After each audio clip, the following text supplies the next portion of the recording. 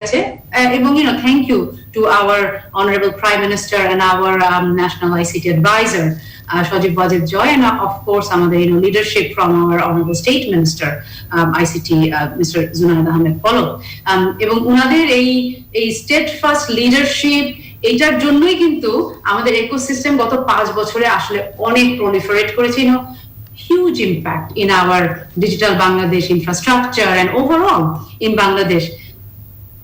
কিন্তু আমাদেরকে যেটা পয়েন্ট আমি মেক করতে চাই সেটা হলো, যদিও আমরা খুব ইয়াং একটা ইকোসিস্টেম, আমরা কিন্তু গত 3 বছরে প্রায় $220 মিলিয়ন বাইরে থেকে এনেছি ফরেন ইনভেস্টর, 15টা প্লাস স্টার্টআপ, এবং খুব কম সময়ের মধ্যে অনেক বেশি রেজাল্ট কিন্তু আমরা দেখাতে পেরেছি। So there is lot of potential.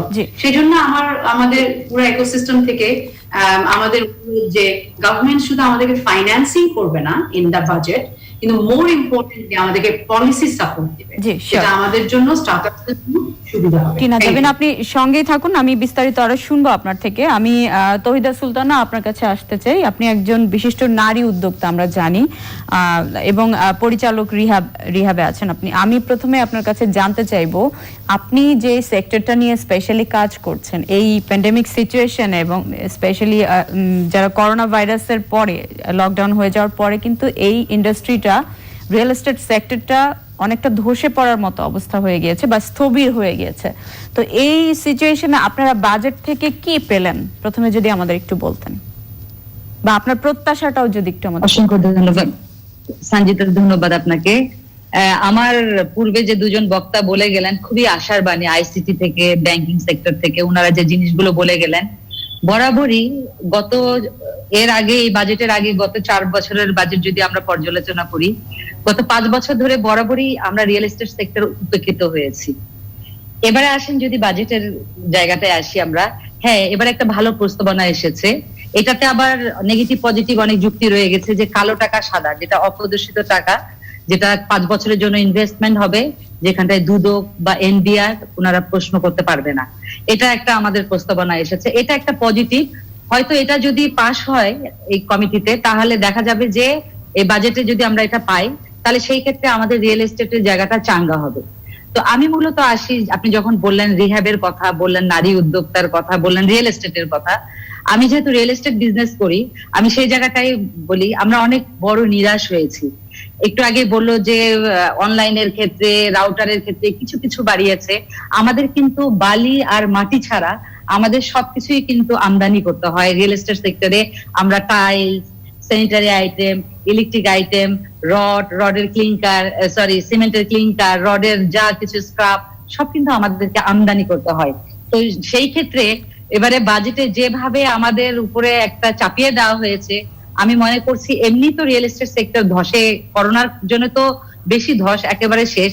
এখানটায় আমাদের যেহেতু প্রায় 35 লক্ষের উপরে আমাদের রিহ্যাবে একটা স্ট্র্যাটেজিক রয়ে গেছে, যে 35 লক্ষের উপরে সরাসরি লেবার সম্পৃক্ত এখানটায়।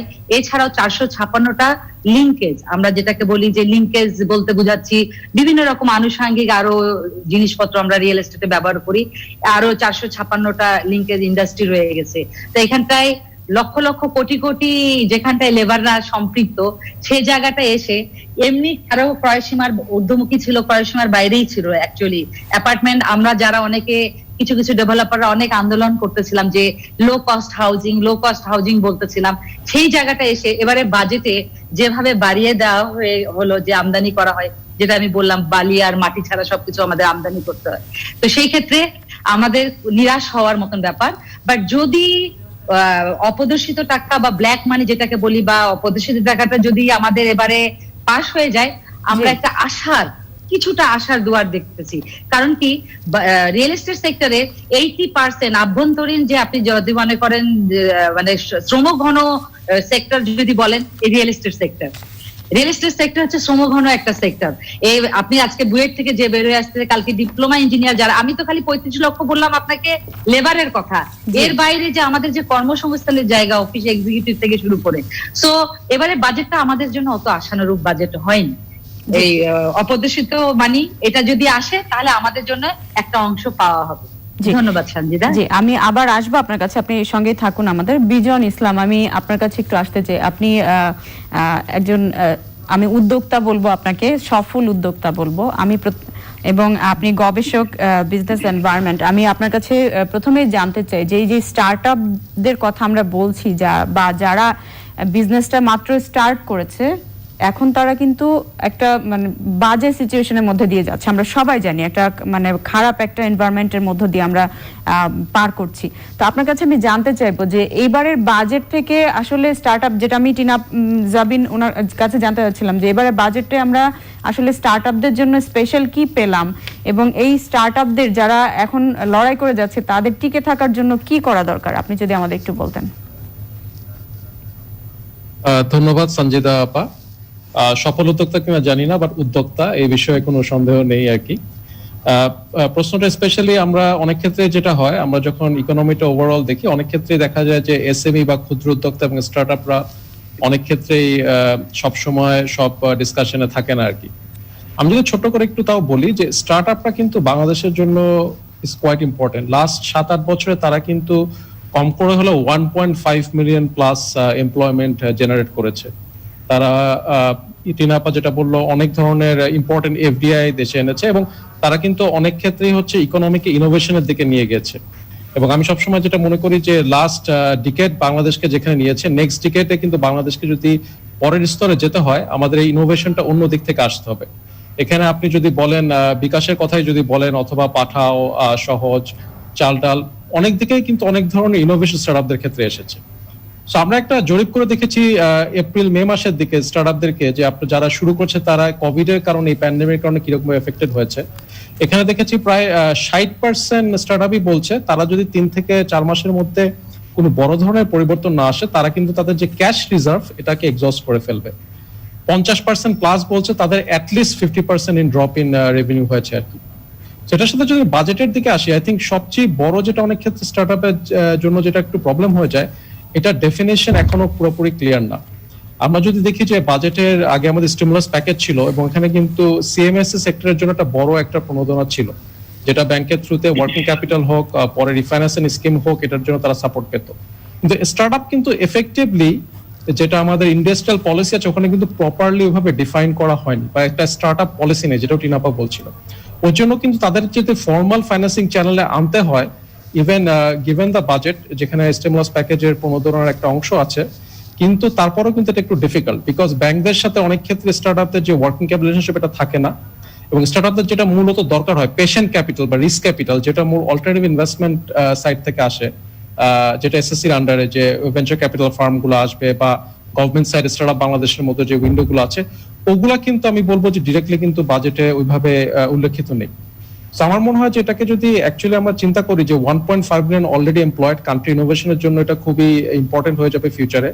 লাইভলিহুড চিন্তা করলে, 4 জনের ফ্যামিলি চিন্তা করলে, 6 মিলিয়ন প্লাস পিপল এটার উপরে এখন ডিরেক্টলি ইনডাইরেক্টলি ডিপেন্ডেন্ট। সেক্ষেত্রে কিন্তু স্টার্টআপের একটা স্ট্রং পলিসি এবং এটাকে ফর্মালাইজ করে ডিফারেন্ট পেশেন্ট ক্যাপিটাল বা ব্যাংকিং চ্যানেল হোক, যেটা থ্রুতে জিনিসটা নিয়ে এটা জরুরি হবে ফিউচারে, আমি মনে করি। ধন্যবাদ। জি, আপনি সঙ্গেই থাকুন, ফিরবো আবার আপনার কাছে। জনাব আনিসে খান, আপনার কাছে আমি একটু আসতে চাচ্ছিলাম। আমি আপনার কাছে দুটো প্রশ্ন রাখবো। প্রথমে আমি জানতে চাইবো যে এই প্রণোদনার ব্যাপারে আমরা যেটা বলছিলাম, সিএমএসএমই খাতে যে প্রণোদনার বিষয়গুলো এসেছে, তো সেই বিষয়গুলোতে বা যে প্রণোদনাগুলো এই প্যান্ডেমিক সিচুয়েশনে দেয়া হয়েছে, তো এই প্রণোদনা কিন্তু সঠিকভাবে ডিস্ট্রিবিউশন নিয়ে একটা প্রশ্ন আছে। সবসময় যেটা ছিল যে ঋণ আসলে যারা বড় বড় প্রাইভেট সেক্টর যারা ইনভলভ তারাই পেয়ে থাকে, এই ছোট ছোট কোম্পানিগুলো পায় না। এই জায়গাটা একটু যদি আপনি আমাদের বলতেন। এবং আরেকটা জিনিস হচ্ছে আবগারি শুল্কর ব্যাপারে, যেটা আমি জানতে চাইবো যে যেই আবগারি শুল্কর হার যেটা বাড়ানো হয়েছে, এক্ষেত্রে ব্যাংকের ক্লায়েন্টদের উপর একটা ব্যাড ইম্প্যাক্ট পড়বে কিনা? আচ্ছা, প্রথমে হলো আপনার প্রণোদনা যেন ঠিক জায়গার মতো পৌঁছে যায়। তো আমরা এর মধ্যে একটা খবর দেখেছি যে প্রণোদনা গুলো প্রায় ব্যাংকগুলো সবগুলো অ্যাপ্লিকেশন পেয়েছে, পেয়ে এগুলোর আপনার ওরা নির্ণয় করেছে করে, এবং এখনো তারা ডিসবার্স করার জন্য রেডি আছে। এর মধ্যে অনেকগুলো ডিসবার্সমেন্ট হয়ে গেছে। আমি এখানে একটা লিস্টও দেওয়া হয়েছে কারা কারা এই টাকাটা পাচ্ছে। হ্যাঁ, এখানে দেখা যাচ্ছে বড় বড় শিল্প গোষ্ঠীরা এখানে পাচ্ছে, কিন্তু এর সাথে এই যে এসএমই যেটা আমি যেটা সবসময় বলে আসছি, engine of real economic growth যে কোনো দেশের, তো তাদের প্রতি আরেকটু বেশি নজর দেওয়া উচিত। এখানে অনেকেরই রোল আছে এটা প্লে করার। এসএমই ফাউন্ডেশন নামে একটা অর্গানাইজেশন আছে বাংলাদেশে, অনেকগুলো ব্যাংক আছে যারা এসএমই তে স্পেশালাইজ করেছে, এসএমইর দিকে বেশ ভালো কাজ করে একটা রেকর্ড স্থাপন করেছে। তাছাড়া প্রত্যেক বছর বাংলাদেশ এসএমই উদ্যোক্তাদের যে কি পরিমাণ টাকা দিতে হবে এটা একটা টার্গেট করে দেয় প্রত্যেক ব্যাংক, এবং এই টার্গেট গুলো ব্যাংকের এগুলো সব পুলিশ করা হয়, মনিটর করা হয় মাসে মাসে। এবং ব্যাংক যদি বছরের শেষে এই টার্গেটটা না মিট করতে পারে তখন ব্যাংকের অ্যাকাউন্ট থেকে বাংলাদেশ ব্যাংক এটা কেটে নেয় এবং পরের বছর টার্গেটের সাথে এটা আপনার যোগ করে তখন এটা নতুন টার্গেট হিসেবে দেওয়া হয়, এবং টাকাটা তখন ফেরত দেওয়া হবে যখন নতুন টার্গেট এবং আগের টার্গেটটা মিট। এই জন্য আমি বলবো যে এই ধরনেরই কিছু টার্গেট ব্যাংকদের দেওয়া উচিত, প্রণোদনা প্যাকেজও দেওয়া উচিত, এবং এসএমই উদ্যোক্তাদেরও খুঁজে বের করতে হবে।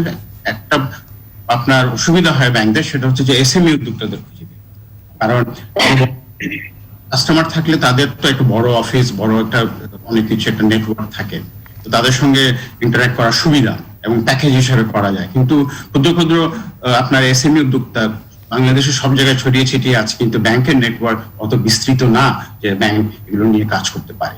তো এগুলোর জন্য ব্যাংকের কাজ করতে হবে, along with other non-banking financial institution কাজ করতে হবে, আপনার মাইক্রো ফাইন্যান্স ইনস্টিটিউশনের সঙ্গেও কাজ করতে হবে। আমাদের তো মাইক্রো ফাইন্যান্স, আমরা বাংলাদেশ পৃথিবী চ্যাম্পিয়ন, আমাদের ব্যাংক রয়েছে, গ্রামীণ ব্যাংক রয়েছে, পিকেএসএফ রয়েছে, এবং ধরনের অনেকগুলো অর্গানাইজেশন রয়েছে, তাদের মিলে এসএমই উদ্যোক্তাদের আমাদের ভালোভাবে সাহায্য।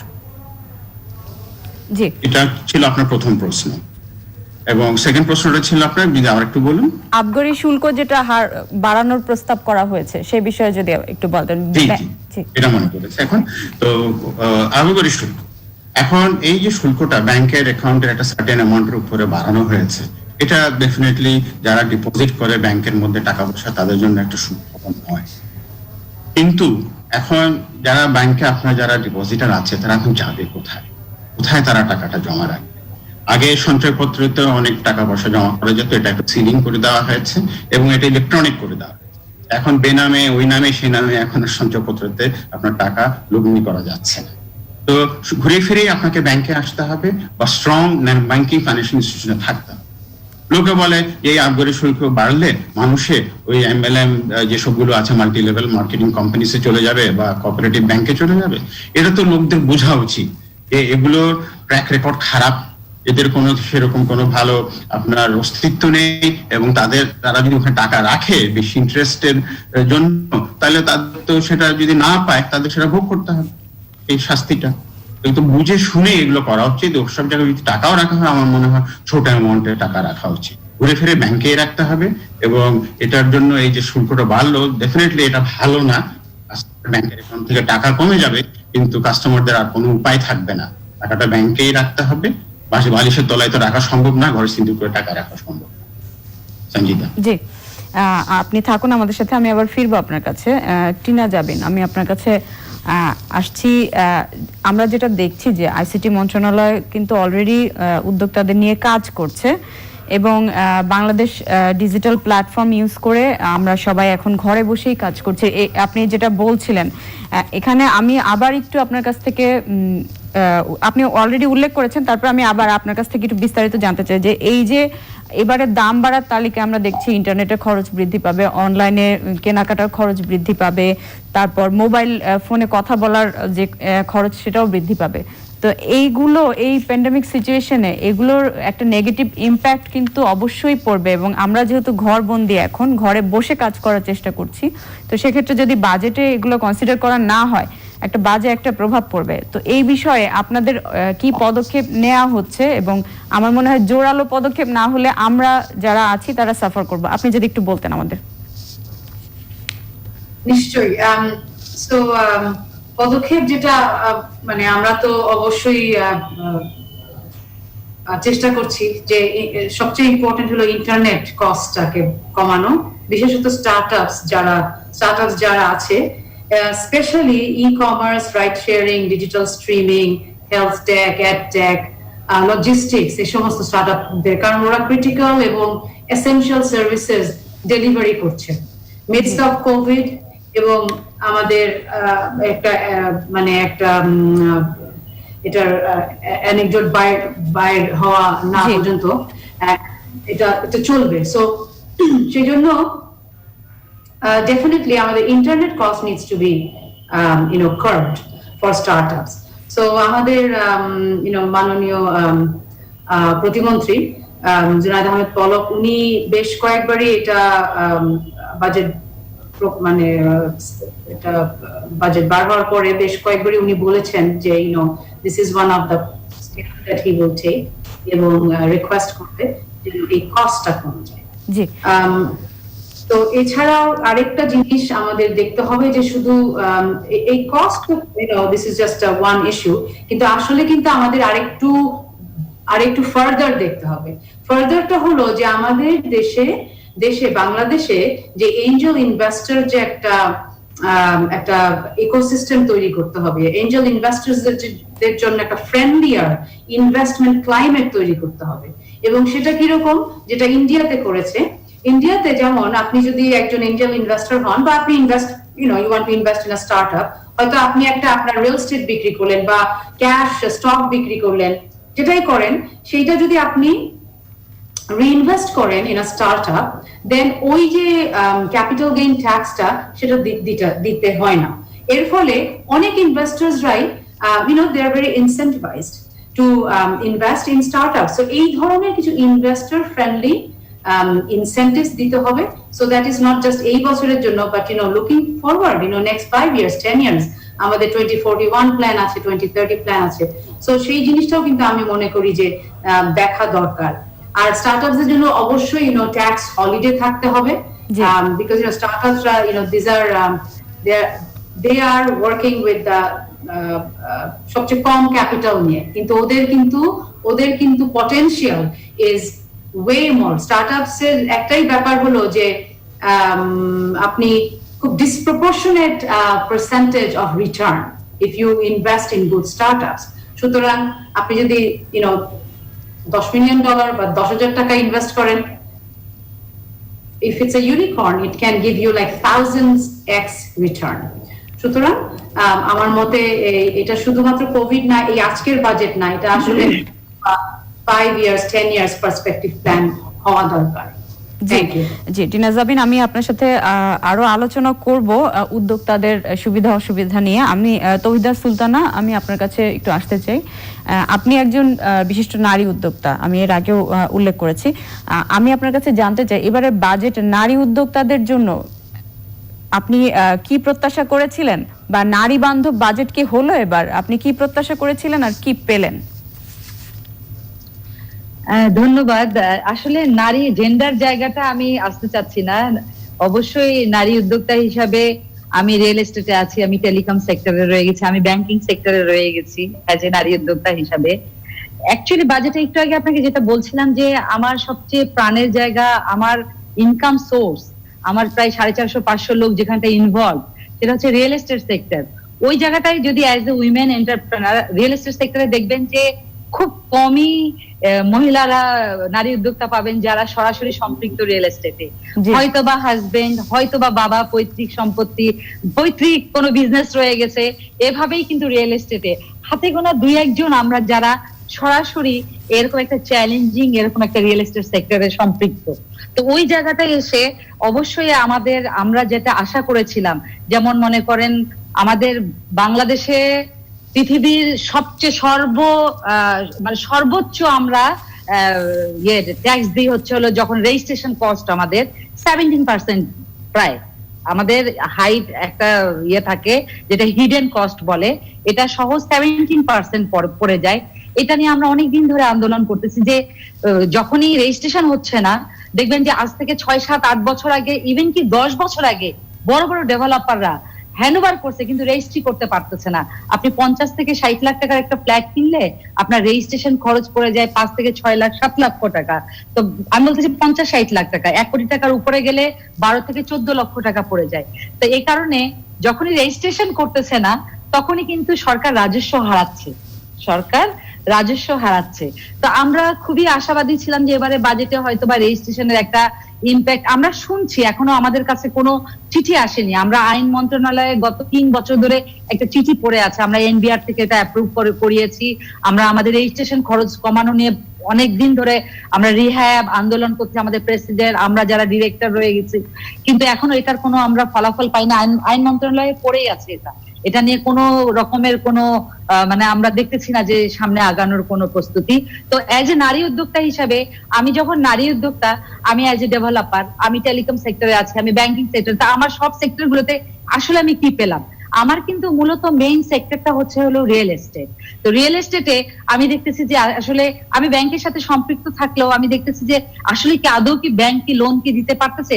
একটু আগে এখানে রয়ে গেছে আমাদের একজন এমডি রয়ে গেছে ব্যাংকের, আমাদের টিনা আপা রয়ে গেছে আইসিটির ভালো উদ্যোক্তা, ওনারা ওনাদের জায়গাটায় খুবই ভালো বেনিফিটেড হচ্ছেন এবং খুবই আশাবাদীর কথা শোনাচ্ছেন। কিন্তু ব্যাংকিং সেক্টরে এসেও যখন আমি অ্যাজ এ ডেভেলপার, আমি যখন ব্যাংকার হই, তখন আমার চিন্তাটা অন্যরকম হয় যে আমাকে চাপিয়ে দিচ্ছে বাংলাদেশ ব্যাংকের, কেন্দ্রীয় ব্যাংকের এক ধরনের ফোকাস রয়ে গেছে, কিভাবে উনি দিচ্ছেন টাকাটা, কিভাবে নিবেন, একটা আমাদেরকে স্ট্রাকচারে বেঁধে দিচ্ছে। আবার যখন আমি অ্যাজ এ ডেভেলপার হিসেবে যখন দেখি, ও মাই গড, আমাদের এই বাজেটের আগেও যে সরকার যে এই যে করোনাকালীন যে আপদকালীন একটা যে বাজেট করছে, ওখানে সরকার নির্দিষ্ট করে উল্লেখ করে দেয় না রিয়েল এস্টেটকে। তারপরেও সে যেখানে 9%, যেটা আমরা বলতেছি 4.5% সরকার দিবে, 4.5% দিবে, ওখানেও কিন্তু স্পেসিফিক ভাবে রিয়েল এস্টেট সেক্টরকে বলা হয় নাই। সেই কারণে যেটা হচ্ছে আমরা বঞ্চিত হচ্ছি। আমরা এই বাজেটে বলেন রিয়েল এস্টেট সেক্টরে, ব্যাংকিং সেক্টরের, আপনার কাছে আজকে চ্যানেল আয়ের মাধ্যমে আমি বলতেছি 10 জন ডেভেলপার, আমাদের টোটাল 1250 ডেভেলপার, এর বাইরে 7,500 রিয়েল এস্টেটের সাথে সম্পৃক্ত রয়ে গেছে, অনেকগুলো অ্যাসোসিয়েশন রয়ে গেছে। 10 জন ডেভেলপার লোন পাবে কিনা সন্দেহ, 10 জন ডেভেলপার লোন পাবে কিনা সন্দেহ। তো যেখানটায় ডেভেলপাররা যদি তার প্রজেক্ট লোন যদি না পায়, আপনারা যদি বলতেছেন আপনারা আমরা দিব হচ্ছে সিঙ্গেল ডিজিটে যারা ফ্ল্যাট ক্রয় করবে, আপনি ফ্ল্যাট তো যিনি কিনবেন উনি রেডি ফ্ল্যাট কিনবেন, তাহলে আপনাকে কাকে প্রণোদনা দিতে হবে, কাকে আপনাকে উইদাউট ইন্টারেস্ট কম করে সিঙ্গেল ডিজিটে কাকে দিতে হবে? একজন ডেভেলপারকে দিতে হবে যিনি রেডি করে ফ্ল্যাটটা দিবেন। সেখানটায় দেখেন এসে যে আমরা বঞ্চিত হচ্ছি। তো আপনি এই যে নারী উদ্যোক্তা বলছেন, আমি নারী উদ্যোক্তার জায়গায় এবং উদ্যোক্তার জায়গায় দুইটাকে আমি সমন্বয় করে বলছি যে এবারের বাজেটটা আমাদের জন্য, নারীদের জন্য তো অবশ্যই, এসএমইর ক্ষেত্রে যে একটু আগে বলে দিচ্ছেন, এটা আমি আর রিপিট করতে চাচ্ছি না, আসলে এটা খুবই ফলপ্রসূ হয়নি আমাদের জন্য অ্যাজ এ নারী উদ্যোক্তা, as a SME, as a real estate sector, as a banking sector হিসাবে। ধন্যবাদ। আবার ফিরবো আপনার কাছে। বিজন ইসলাম, আমি আপনার কাছে জানতে চাই যে আপনি এই যে স্টার্টআপ যারা আছে তাদের নিয়ে কথা বলছিলেন, আপনার কাছে ডেটাও আছে, তো এই যারা নতুন উদ্যোক্তা আপনি বলছিলেন যে তারা একটা সিচুয়েশন বা 2-3 মাসের মধ্যে যদি এই সিচুয়েশন কন্ট্রোল না হয় বা এই প্রবলেমটা সলভ না হয় তাহলে হয়তো তারা ঝরে যাবে। তো এক্ষেত্রে এটার সমাধান কি, আপনারা কি মনে করছেন যে কি দরকার তাদের জন্য? আর হাইটেক পার্কে আমরা জানি যে 2023-এর মধ্যে একটা উদ্যোগ ছিল যে 2023 সালের মধ্যে 40,000 প্রশিক্ষণ নেয়ার একটা ব্যাপার ছিল। তো এই জায়গাটাতেও যদি আপনার কাছে কোনো তথ্য থাকে আমাদের সাথে যদি শেয়ার করেন, যদি এটা টিনা আপা ভালো বলতে পারবেন, তবে আপনার কাছে আমি জানতে চাচ্ছিলাম যে এই ব্যাপারে আপনার কি বলার আছে। ধন্যবাদ সঞ্জিদা আপা, প্রশ্নটা খুবই রেলেভেন্ট। স্টার্টআপদেরকে যখন আমরা জিজ্ঞাসা করেছিলাম যে 60% যদি 3 মাসের মধ্যে রিজার্ভ হয়েছে তাহলে তাদের এটা এখান থেকে বের হয়ে যাওয়ার উপায় কি, একটা স্টার্টআপের বেশ কিছু সাপোর্ট লাগে। কিছুটা আছে আপনার ক্যাশ সাপোর্ট, সেটা মোর পেশেন্ট ক্যাপিটাল মোবিলাইজ করে হতে পারে। এটা এমনও হতে পারে যে অনেকেই বলছে যে তাদেরকে যদি শর্ট টার্ম ওয়ার্কিং ক্যাপিটালেরও যোগান দেওয়া যায় এবং মোর কিছু বিল্ট ইন ফিচার দিয়ে যদি কিছু মোরাটোরিয়াম পিরিয়ড দেওয়া যায়, এটাতে হতে পারে। এবং আরো ডিফারেন্ট যদি ইনস্ট্রুমেন্ট দেওয়া যায়, শুধু যে আমরা সবসময় চিন্তা করি যে ইনভেস্টমেন্ট মানে যে লোন বা ইকুইটি, এটা কিন্তু না। আমাদের কিন্তু ডিফারেন্ট ধরনের ইনস্ট্রুমেন্ট মার্কেটে যদি একটু থাকা যায়, যেমন কনভার্টেবল ইনস্ট্রুমেন্টস গুলো হতে পারে, রেভিনিউ শেয়ারিং এগ্রিমেন্ট হতে পারে, নট জাস্ট যে টাকাটা সবসময় ফাইন্যান্স ইনস্টিটিউশন থেকেই হতে হবে, এটা স্ট্র্যাটেজিক ইনভেস্টমেন্ট অনেক কর্পোরেট থেকে হতে পারে। আমরা যেমন বাইরে জানি, ইনফ্যাক্ট আমি যদি বলি যে বিকাশে ইনভেস্ট করেছে large corporate and financials based out of China, right? তো সবসময় যে ইনভেস্টমেন্ট গুলো যে আমাদের শুধু ফাইন্যান্স ইনস্টিটিউশন থেকে আসতে হবে এটা কিন্তু না, বাট মূলত যেটা স্টার্টআপদেরকে মেইন ইকোনমিতে জায়গা করে নেওয়া। সেকেন্ড হচ্ছে সবসময় যে টাকা দিতে হবে নট নেসেসারি, আপনি যদি কিছু কিছু পলিসিকে স্টার্টআপ ফ্রেন্ডলি করেন তাহলেও হবে। গভর্নমেন্ট অনেক ক্ষেত্রে অনেক প্রকিউরমেন্ট করে, প্রাইভেট সেক্টর প্রচুর প্রকিউরমেন্ট করে, ওখানে যদি স্টার্টআপদেরকে একটু দেওয়া যায় যে সবসময় যদি একটা 10 বছর এক্সপিরিয়েন্স লাগে আপনার যে কোনো কাজ পেতে, তার থেকে যদি মোর ইয়াঙ্গার কোম্পানিজ আসতে পারে যারা মোর ইনোভেটিভ, যারা মোর এফিশিয়েন্ট সলিউশন দিতে পারবে, ওয়াই নট, আপনি কিন্তু ওইভাবেও করতে পারেন। থার্ড হচ্ছে অনেক ক্ষেত্রে কিন্তু আপনার অনেক ইন কাইন্ড সাপোর্ট দেওয়া যায়, সেটা হতে পারে ডেটা সেন্টারের মাধ্যমে, সেটা হতে পারে ওয়ার্কিং স্পেসের মাধ্যমে, সেটা হতে পারে ইন্টারনেট ব্যান্ডউইথ কিছু কিছু জায়গায় ফ্রি করে দিয়ে বা জিরো রেট করে আর কি, আর ওইভাবেও কিন্তু সাপোর্ট দেওয়া পসিবল। সেকেন্ড প্রশ্নটা আপনার ছিল যে হাইটেক পার্ক অথরিটির সাথে, এটা ডেফিনেটলি একটা খুবই ভালো উদ্যোগ। আমাদের যে পরিমাণ আমরা জানি যে বাংলাদেশে আনএমপ্লয়মেন্ট যদি কম করতে হয় এবং আমাদের যে পরিমাণ ডেমোগ্রাফিক বাল্জ আছে, plus given the fourth industrial revolution, আমাদেরকে একটা আনএমপ্লয়মেন্ট হতেও পারে ফিউচারে ইফ লট অফ ওয়ার্কার যারা বাইরে কাজ করছে if they come back to the country, যেটা আমরা কোভিডের সময় দেখেছি। সো আই থিঙ্ক আমাদের এই জায়গায় উদ্যোক্তা যদি নতুন ক্রিয়েট করা যায়, তারা প্রচুর জব ইকোনমির জন্য ক্রিয়েট করবে। তো আমি মনে করি যে এটা মোর লং মিডিয়াম থেকে লং টার্ম, এটাকে ডেফিনেটলি কন্টিনিউ করা উচিত। কোভিড হয়তো একটা ফেজ, যেটা 1 থেকে 2 বছরের মতো হয়তো we will again come out of. 2008-9 এর সারা ওয়ার্ল্ডে ফাইন্যান্সিয়াল ক্রাইসিস ছিল, ওখান থেকে কিন্তু ওটাও চলে গিয়েছে এবং 12-13তে আমরা অনেক বড় বড় সাকসেসফুল স্টার্টআপ দেখেছি, এবং আই অলসো বিলিভ বাংলাদেশেও এটা হবে। অলরেডি আমরা কিছু অনেক স্টার্টআপকে দেখতে পাচ্ছি সাকসেসফুল। তো আমার মনে হয় ওইটা ডেফিনেটলি কন্টিনিউ করা উচিত, যাতে আমাদের ফিউচারের উদ্যোক্তার পাইপলাইনটা তৈরি হয়। আমি এই জায়গায় থামবো। Back to you. জি, অসংখ্য ধন্যবাদ। আমি ফিরবো আবার আপনার কাছে। জনাব আনিসে খান, আমি আপনার কাছে জানতে চাই যে পুঁজিবাজার নিয়ে আমি আপনার সাথে একটু কথা বলতে চাই। পুঁজিবাজারে এবার আমরা দেখছি যে একটা টালমাটাল অবস্থা, ধারাবাহিকভাবে দরপতন হচ্ছে।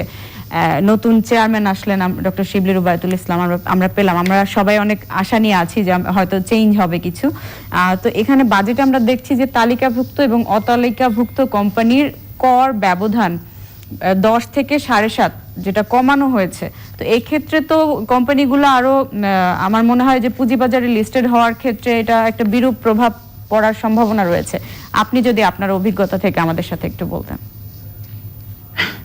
এখন ক্যাপিটাল মার্কেট সম্বন্ধে বলতে গেলে অনেক কথা বলতে হয়, আর আমার থেকে আরো বড় এক্সপার্ট রয়ে গেছে ক্যাপিটাল মার্কেট ফিল্ডে। তবুও আমার কিছু এক্সপিরিয়েন্স আছে এই লাইনে। তো আমি বলবো যে এই প্যান্ডেমিকের মধ্যে দিয়ে ওয়ার্ল্ডের যে বড় স্টক মার্কেট গুলো ছিল, আপনার নিউ ইয়র্ক স্টক এক্সচেঞ্জ, তারপর আপনার লন্ডন স্টক এক্সচেঞ্জ, এগুলো সব চালু ছিল। এবং ইন্ডিয়াতেও বোম্বেতে নিফটি, তারপরে আপনার বোম্বেতে যে আপনার ন্যাশনাল স্টক এক্সচেঞ্জ আছে, সেন্সেক্স আছে ওদের, তো ওগুলো চালু ছিল। এবং প্রায় সব দেশে দেখা গেছে লকডাউন চলছে, কিন্তু স্টক মার্কেট গুলো সব বুলিশ, সব উপরের দিকে যাচ্ছে। আমাদের দেশে মার্কেট পুরোপুরি বন্ধ ছিল। এমনিতেই আমাদের এই স্টক মার্কেটের মার্কেট ক্যাপিটালাইজেশন এখন একটু বেড়েছে, একদম অপ্রতুল আমাদের জিডিপির তুলনায়, কিছুই না। এবং 300+ কোম্পানি মাত্র আছে, 310টার মতো আপনার কোম্পানি আছে যারা স্টক এক্সচেঞ্জে লিস্টেড। বাংলাদেশে 10,000 কোম্পানি রয়েছে, এবং এর মধ্যে আমি ধরলাম কমপক্ষে ধরেন 1000 কোম্পানি ক্যান বি লিস্টেড, বাকি আরো 700 লিস্টেড হচ্ছে না। তো তাদের লিস্ট করার জন্য একটা বড় এনকারেজমেন্ট দরকার, এবং প্রসিডিওর যেটা আছে লিস্টিং করার জন্য যেসব কাগজপত্র লাগে, যে প্রসেসটা, এটা 1.5 থেকে 2 বছর লেগে যায়। এবং সবকিছু অনেক সময় এই যে intending two go two IPO companies গুলো মিট করতে পারে না। আমাদের মার্কেটের কোনো ডেপথ নেই, এবং আমাদের এখন যে ট্রেডিংটা হচ্ছে এটা কোনো ট্রেডিংই না বলতে গেলে। এই 50 কোটি 10 কোটি আমরা সমস্যাগুলো আমরা মোটামুটি সবাই জানি। আপনি একজন অভিজ্ঞ ব্যক্তি হিসেবে আছেন, অনেক দিন ধরে মার্কেটের সাথে সম্পৃক্ত আছেন। আমি আপনার কাছে জানতে চাই সমাধানটা কি হতে পারে আমাদের। এটাই তো বলছিলাম যে আমাদের একটা কোম্পানি এটলিস্ট আছে যেটা লিস্টেড হতে পারে। প্রথমত তো আপনাকে স্ক্রিপ্টস থাকতে হবে, ট্রেডেবল স্ক্রিপ্টস। যেসব কোম্পানিগুলো ভালো করছে, অনেক কোম্পানি আছে, একটা গ্রুপের একটা কোম্পানি আছে, কিন্তু গ্রুপটা 20টা কোম্পানি আছে ভালো করছে, তো এই গ্রুপটা আরো 2-3টা কোম্পানি নিয়ে আসতে পারে। এটা হচ্ছে একটা ইজি সমাধান। Existing company, already listed group, ওখান থেকে ওনারা আরো দুই একটা ওদের নাম হয়েছে, গুডউইল হয়েছে, তাদের স্ক্রিপ্ট যদি মার্কেটে আসে ডেফিনেটলি খুব ভালো চলবে, লোকের ট্রাস্ট থাকবে। এটা হলো একটা ইমিডিয়েট সমাধান।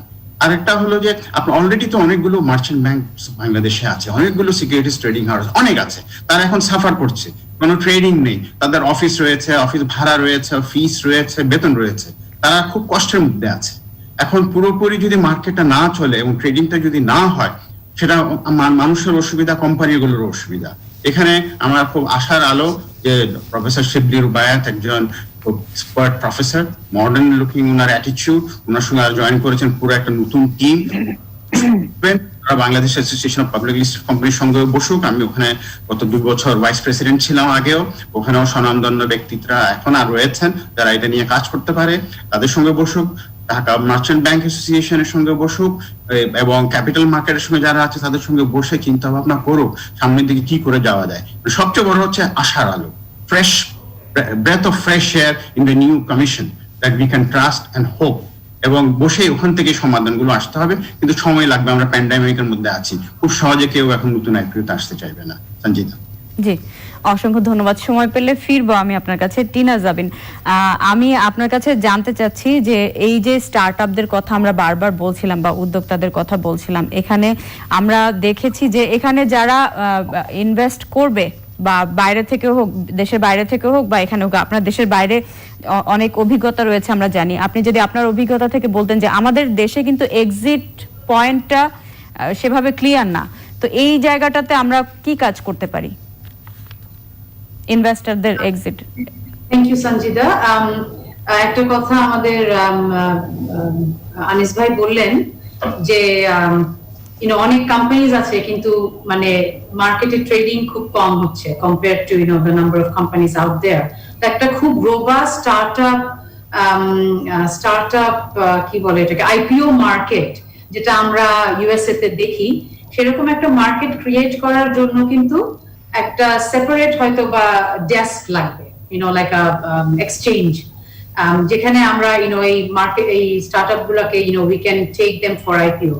But even before we do that, এই usually startups গুলার এই যে যখন শুরু হয় ওদের কিন্তু স্ট্রাকচারটা খুব ইনফর্মাল হয়। আমরা বলি ইউজুয়ালি এটাকে বলে LLC, লিমিটেড লায়াবিলিটি কোম্পানি, যেখানে transfer of shares is very easy. হ্যাঁ, এখানে পার্টনার্সরা they basically be the owners of this startup, এবং তারপরে যখন স্টার্টআপটা অ্যাকোয়ার্ড হয়, ইউজুয়ালি অ্যাকোয়ার্ড হওয়ার পরে এটা একটা কর্পোরেশন হয়, and then কর্পোরেশন হিসাবে থাকে, and then eventually it goes to IPO. এটাই ইউজুয়াল জার্নি। তো সেটার জন্য এগেইন আমাদের যেটা করতে হবে সেটা হলো ইটস পলিসিস। আমরা জানি যে আমাদের একটা অল্টারনেটিভ ইনভেস্টমেন্ট রুল আছে, যেটা 2015 it came into play, এবং আমার মানে এটা আমাদের একটা চিন্তা যে we have to revisit that and make sure যে এটা যেন স্টার্টআপ ফ্রেন্ডলি হয়। and আমি ছিলাম BCPEAD এর একটা রাউন্ড টেবিল ছিল কিছু দুই দিন আগে, again it's about budget discussions and it's about startup, যেখানে আমাদের respected chairperson of Bangladesh stock exchange উনি ছিলেন, শিবলি রুবায়েত, এবং উনি অত্যন্ত হোপফুল আমাদেরকে কিছু কমেন্টস করেছেন যে to go to him and ask for what we need, so that the ecosystem is very very. আমরা অনুষ্ঠানে একদম শেষ পর্যায়ে চলে এসেছি। আমি আরেকদিন বিস্তারিত আলোচনা করব। আমরা জানি যে সিকিউরিটিজ এন্ড এক্সচেঞ্জ কমিশন যথেষ্ট উদ্যোগ নিয়েছে, স্মল ক্যাপ বোর্ড একটা গঠন হয়েছে, স্মল ক্যাপ ইন্ডেক্স একটা আছে স্টক মার্কেটে অলরেডি। তৌহিদা সুলতানা, আমি আপনার কাছে ছোট্ট করে জানতে চাই, আমরা অনুষ্ঠানের একদম শেষ পর্যায়ে 30 সেকেন্ডের মধ্যে যদি আমাকে বলতেন, আপনি অপ্রদর্শিত আয়ের ব্যাপারে খুব হোপফুল আশাবাদ ব্যক্ত করছিলেন। তো আমরা প্রিভিয়াসলিও দেখেছি যে এই ধরনের সুযোগ কিন্তু দেয়া হয়। তো আপনি এবার যদি আমরা সেই পরিমাণ না পাই, তো সেক্ষেত্রে রিয়েল এস্টেটে কিভাবে আপনি টিকে রাখবেন? ধন্যবাদ সঞ্জিদা। এর আগেও আমরা যে বললাম গত 5 বছর ধরে যেটা আমরা চালিয়ে যাচ্ছিলাম, অপ্রদর্শিত আয় যদি আমরা না করে, আমাদের টাকাটা কিন্তু আমরা অনেক মাধ্যমেই জেনেছি টাকাটা কিন্তু বাইরে চলে যাচ্ছে, আমাদের দেশের টাকাটা কিন্তু থাকছে না। আমরা যদি এটা ইনস্পায়ার করতে পারি এই টাকাটাকে যদি আমরা ইনভেস্টমেন্ট করতে পারি এখানটায়, তাহলে টাকাটা বাইরে যাবে না। ইভেন কি যারা টাকাটা বাইরে চলেও গিয়েছে, এই টাকাটা এরা নিয়ে আসবে দেশে নিয়ে আসলে পরে আমাদের এই টাকাটা ইনভেস্টমেন্ট হলে পরে রিয়েল এস্টেটে, যেখানে আমরা 80% শ্রমঘন সেক্টরটা নিয়ে কাজ করতেছি, এটা আমাদের জন্য পজিটিভ। আর যদি মনে করেন এই টাকাটা যদি অপ্রদর্শিত টাকা যদি না প্রদর্শনের সুযোগ থাকে, তাহলে আমার অনুরোধ থাকবে ওয়ার্ল্ড ব্যাংক, এডিবি, আইআইবি, আমাদের সেন্ট্রাল ব্যাংক,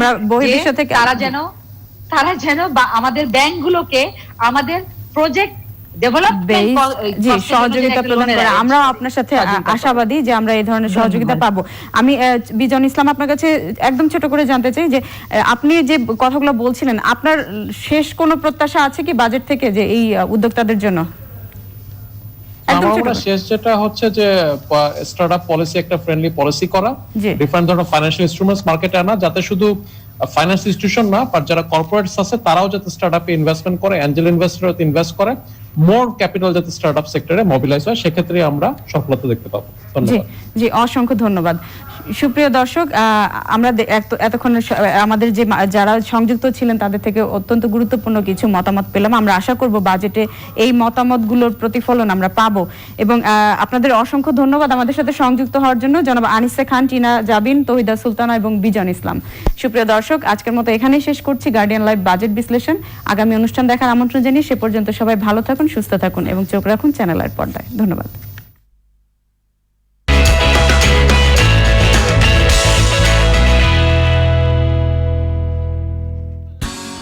ফারুক সাহেবের খুঁতখুঁতে স্বভাব, নিজেকে ভাবেন ভীষণ সচেতন। হাশিম সাহেব বিন্দাস চলেন, কোনো কিছুতেই নেই টেনশন। ফারুক সাহেব কেনাকাটা করেন অনেক বেছে বেছে। হাশিম সাহেব ঝটপট সব বাজার সারেন এক নিমিষে। ফারুক সাহেব ব্যাংকে জমান সবটুকু সঞ্চয়। হাশিম সাহেব আস্থা রাখেন জীবন বীমায়। এসব দেখে ফারুক ভাবেন হাশিম ভীষণ বোকা, আটা নাই মিছে জীবন, খেয়েই গেল ধোকা। একদিন হঠাৎ একটুখানি অসাবধানতায় রাস্তা পারাপারে যে হতো, হাশিম সাহেব যদি না বাঁচাতেন তারে। বললেন ডেকে, ফারুক সাহেব জীবন বীমা করা আছে? আপনার তো দেখি জীবন 16 আনাই মিছে। কার যে কখন কি হয়ে যায় কেই বা সে কথা জানে। জীবন বীমাই পরিবারের পাশে দাঁড়াবে।